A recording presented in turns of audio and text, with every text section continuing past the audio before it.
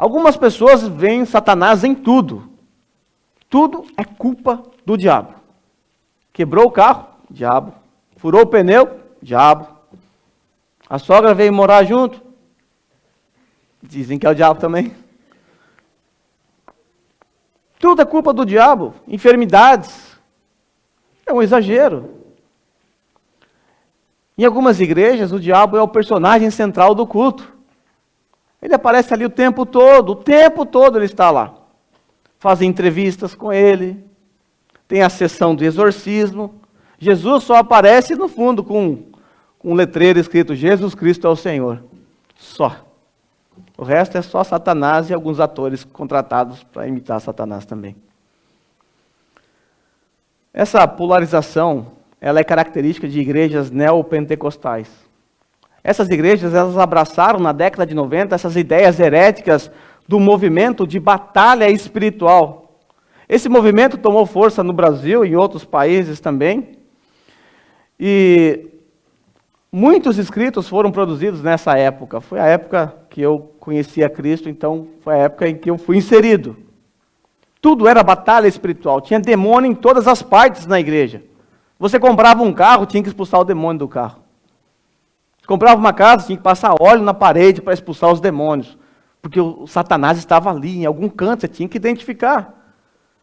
Uma autora famosa, chamada Rebecca Brown, escreveu um livro terrível, chamado Ele Veio para Libertar os Cativos. Eu espero que você não tenha perdido seu tempo lendo essa porcaria. Se você tem mais de 30 anos, acho que a maioria tem, e frequentou alguma igreja evangélica na sua infância, você deve se lembrar de expressões como está amarrado, está repreendido. Essas expressões, elas são frutos dessa maldita doutrina nefasta da batalha espiritual. De forma que esse movimento exagera demais no poder de Satanás. Para eles é como se houvesse um dualismo, como se Satanás e Deus competissem em força, em poder. No fim, Deus até vence, mas ele marca o gol aos 47 minutos do segundo tempo. Quase que Deus não ganha do diabo. Ufa, dessa vez nós vencemos. Essa é a mentalidade dessas pessoas. Eu tenho uma triste história na família, na verdade na família da Rose. Uma tia dela foi acometida de câncer, bem severo, e ela estava praticamente já em fase terminal. E ela foi seduzida por magos da fé. Pessoas que tomavam para si o poder de descobrir onde estavam alojados os demônios dentro da casa dela. Na minha época tinha um filme chamado Caça-Fantasmas. Esses eram os caças-demônios. Era um grupo de anátemas, caçadores de demônios.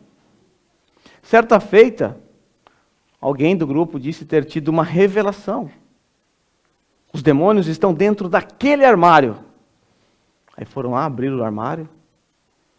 Tudo que está aí tem que ser queimado. Senão o demônio não vai sair da casa, você não vai ficar curada.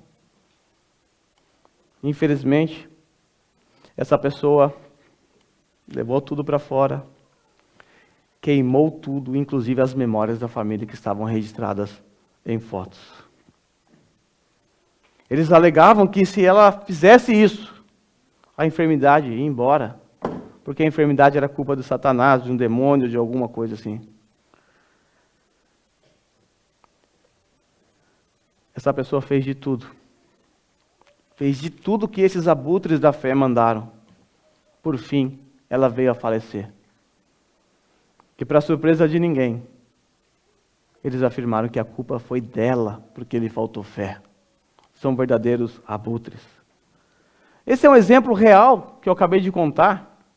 Isso é fruto de uma supervalorização do poder de Satanás, onde se tem a impressão de que Satanás é tão poderoso quanto Deus. Nós temos que fugir dos extremos.